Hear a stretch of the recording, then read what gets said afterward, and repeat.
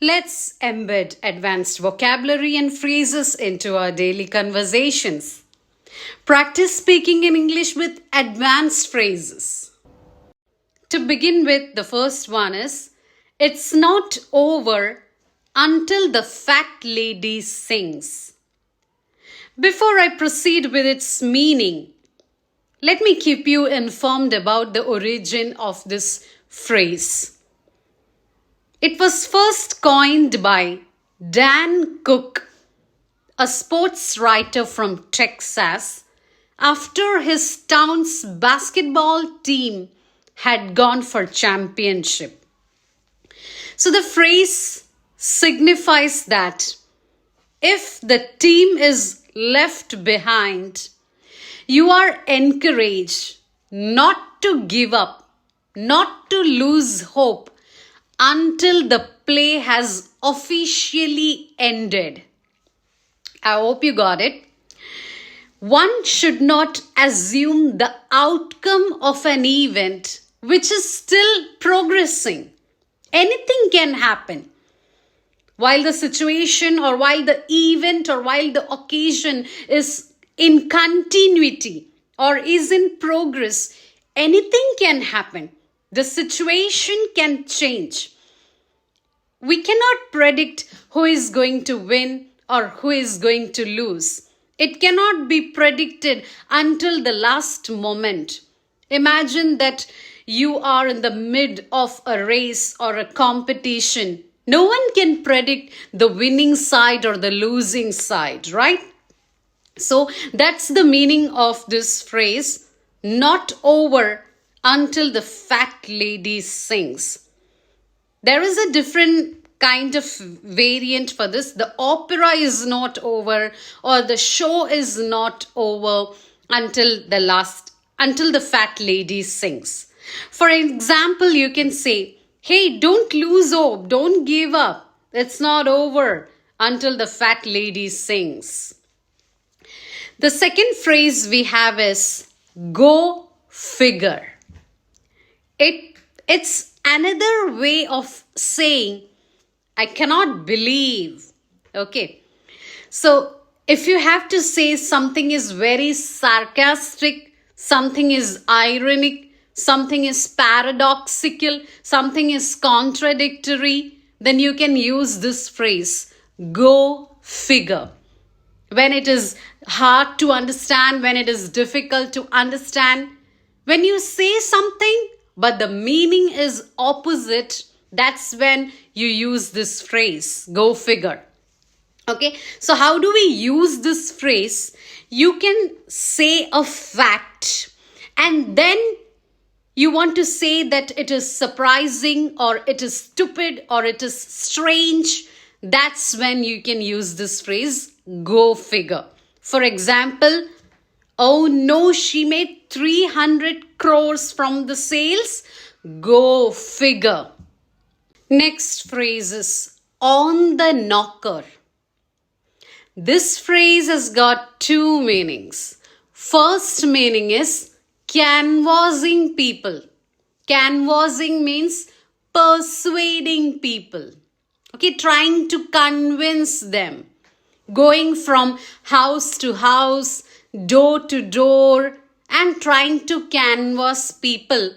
Either asking for vote or for selling any objects or to give some information. For example, he had a job on the knocker convincing people to buy doormats. The second meaning is immediately, promptly, right now. He had to pay cash on the knocker. Next phrase is ghost at the feast or spectre at the feast. Spectre means something unpleasant or bad. So the meaning of this phrase, ghost at the feast, means something is blocking your enjoyment. It can be a person or it can be an object. It can be a memory. you're feeling regretful, or you're feeling guilt. You are getting bad memories.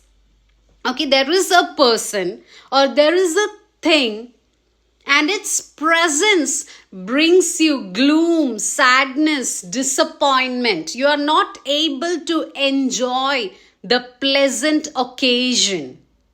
For example, the rumor was the ghost at the feast during the celebration. Or you can say AI is the ghost at the feast in the new era, because AI is responsible for the losing of many jobs. Next phrase is fly the nest.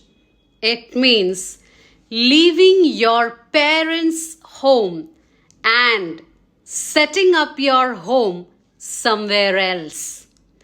Moving out from your parents' house and then living independently. For example, the children were ready to fly the nest. Next phrase is suited and booted. It means very smartly dressed, wearing formal clothes, proper attire. Attire means clothes and dress. Proper one, especially for a formal meeting or a business meeting or a conference or a party. For example, Tom showed up for his interview suited and booted. Next phrase is at first hand. Now, there are two types of passing on information to others. First is directly from the origin.